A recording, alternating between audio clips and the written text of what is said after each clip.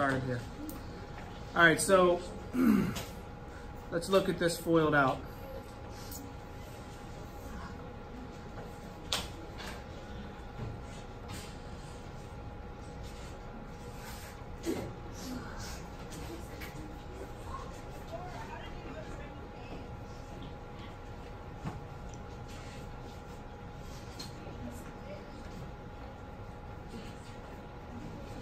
All right, so I want to pay close attention to these two right here.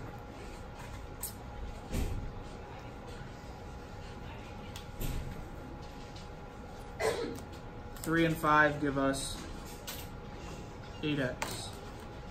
So how could you explain to somebody where this 8 came from? Where did the 8 come from? Combining like terms. Yep, which two like terms did we combine? The coefficients 5 and 3. 5 and 3. So we're going to say that this is the sum of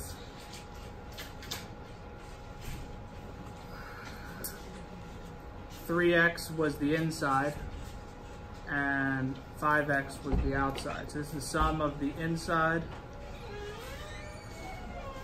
and outside.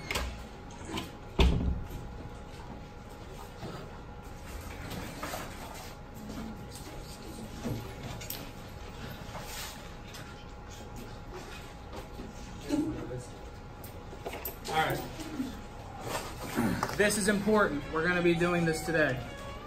Where did the 15 come from?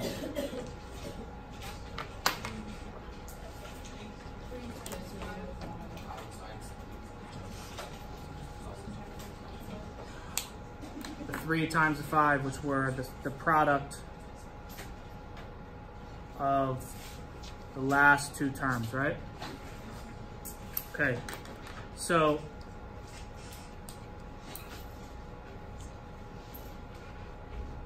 if you look at this, what is B?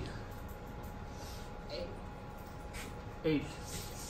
And what is C? 15. So when we factor this out, B is 8. Where did 8 come from? It came from 3x and 5x. Where did 15 come from? The product of the last ones. So we need to remember this. 15 comes from the product of the last terms, and 8 comes from the sum of the inside and the outside terms. This is going to help us factor. So let's look at an example.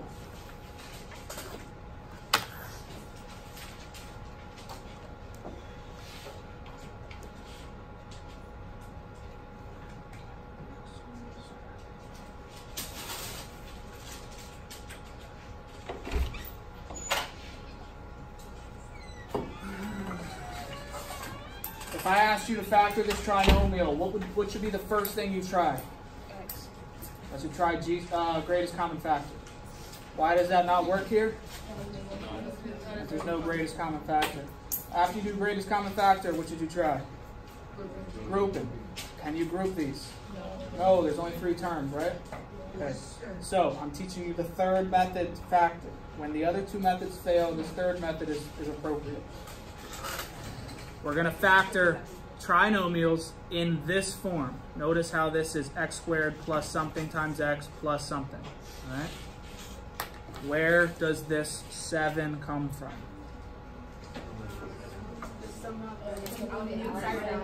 The sum of the inside and the outside. And where does this 12 come from? The product. And that's exactly how we're going to factor this. We're going to ask ourselves, what 2 numbers add to give us 7 and multiply to give us 12? Who thinks they know? Sage? 4 and 3. 4 and 3. 4 plus 3 is 7. 4 times 3 is 12. So once you have that information, you can factor. X plus 4 times x plus 3. And you're done. Okay, now how do we know we factored correctly? If you foil it. You could refoil it and see x times x is x squared, x times 3 is 3x, 4 times x is 4x, 3x and 4x gives me 7x, and then 4 times 3 is 12. We're going to follow this process for all these problems. Now remember, it has to be in this form, this x squared plus bx plus c. If it's not in that form, this won't work. All right, this is a special type of factoring that only works for special cases. All right, let's do one more. Well, I see you.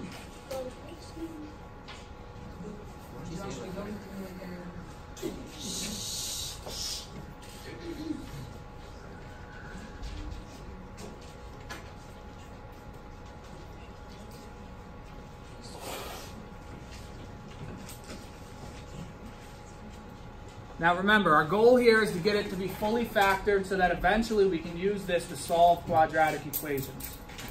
So first, we need to identify. We can't GCF this, we can't factor by grouping, so let's try this new method, which is to find a number that can, find two numbers that can be added to give us 11 and can be multiplied to give us not 12, that should be 24, sorry. So what two numbers, don't say it out loud, what two numbers can give us 11 when we add them and 24 when we multiply? Yeah, I'm not allowed to say your name. 3 and 8. 3 plus 8 is 11. 3 times 8 is 24. Now, how many, raise your hand if you think this is going to be a problem trying to come up with these two numbers. That it's not so obvious all the time. All right, so sometimes you'll just see those numbers. They'll click in your head and you'll be like, all right, it's got to be these. But if you can't see those numbers, there is a process to get those numbers. And that's you create a multiplication table or a factor table. And we're going to look at this number here, 24. So ask yourselves what numbers multiplied together give us 24, and you start at 1. So this is 1 times 24 is 24. 2 times 12, 3 times 8, 4 times 6, 5 doesn't work, 6 times 4. Once you get backwards, once you start going backwards the other way, just stop. So these are our factors. So what out of these groups, which ones look like when we add them we'll get 11? 3 and 8. Okay? All right, so what is my factored form? It is d plus 3 times d plus 8. And that's our factored polynomial. Now, what did we notice about this and this and this, and even the factored form? What operation are we seeing the whole time? Well, we're multiplying, but like inside the parentheses and in between the terms, we see addition. Yeah. So when everything's addition, your factored form is going to be two additions. So here it was d squared plus 11d plus 24. Here it was x squared plus 7x plus 12. If that's the case, you're going to end up with two binomials that have addition in between them. So that begs the question, what happens when you don't have all addition? Like this one here.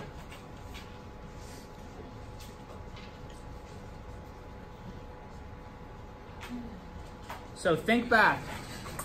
Think back to our special products. Remember a plus b squared and a minus b squared and a plus b times a minus b. Remember those special products? Yes. Which one of those gave us that minus 2ab? Square differences. And when you have two differences, what are those two signs in those binomials? So they're both going to be subtraction.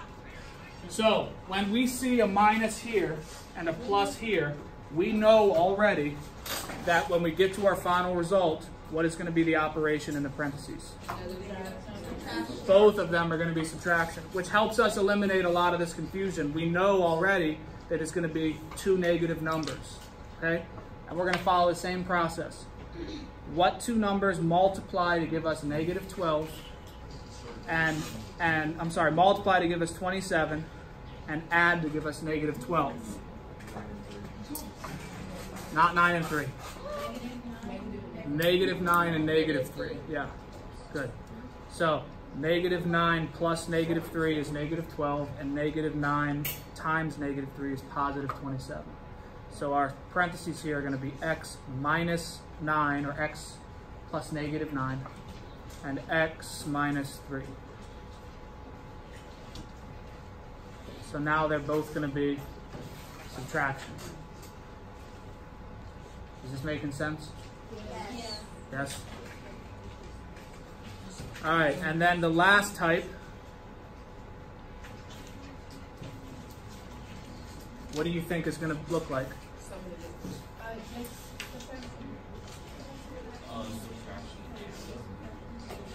So when we get to our final result, it's going to be subtraction and addition, right? So what is it going to look like in this form here? X squared minus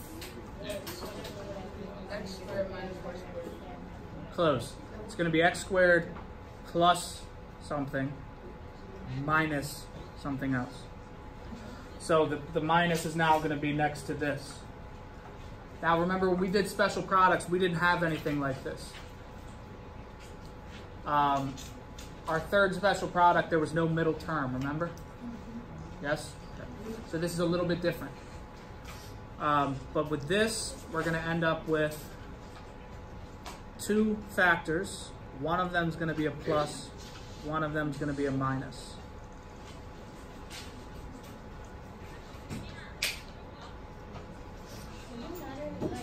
Does it matter which one's which? Yeah. It doesn't if they're both plus or both minus, but when they're one of each, you've got to make sure you put the right number with the right sign. But it doesn't matter what order they're in, back and forth, no. Like this could be the minus and this could be the plus. It doesn't matter which side it's on. So, this one's going to be a little more complicated because one's going to be minus and one's going to be plus, and you'll see why. What two numbers add to give us 3 and multiply to give us negative 18?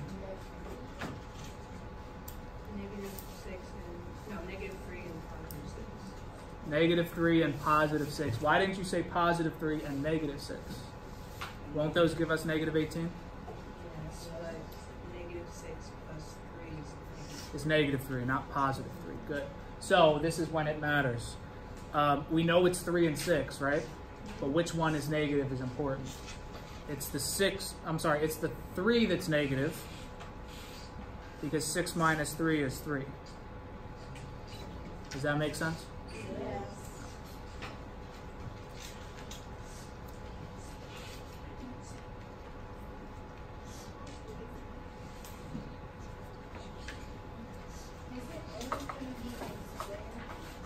Good question. Is it always going to be x squared? No. So after this method, we're going to go over a new method, a similar method where there's going to be a coefficient in front of that x. So it might be like 2x squared. And when it's 2x squared, these x's here might have a coefficient in front of them. So it's a little bit different of a process. Still doable, but it's different. Okay? Yes. It's more work. Yeah. All right, so right now we're only looking at trinomials that have a coefficient of 1 for the leading term, for that x squared. So 1 is the leading coefficient. If a, this is actually, there's a letter out front of here. We haven't gone over it yet, but it'll be called a. If a is something other than 1, then the process is different. Yeah? Wait, I have a question. So like, on example 2, right? You use subtraction for both of them when they were different, but on example 3, you did plus and minus. So why do these both have to be negative here? Can somebody elaborate? Yeah. For the addition to equal the negative number, and for the multiplication to be positive. Okay, so when we add these negatives together, we get more negatives, right? That's why it's negatives. That's why negative 3 and negative 9 give us negative 12. And here, negative times negative is a positive, right? A positive times a negative is a negative. I'm sorry, is a negative. Right, that's important. And a positive and a negative can give us either a negative or a positive, right? So if this was negative 3 here, what would this have to be? It'd be switched. It would be positive 3 plus negative 6 if this was a negative 3, because we would need it to be negative. Got it? All right. You guys.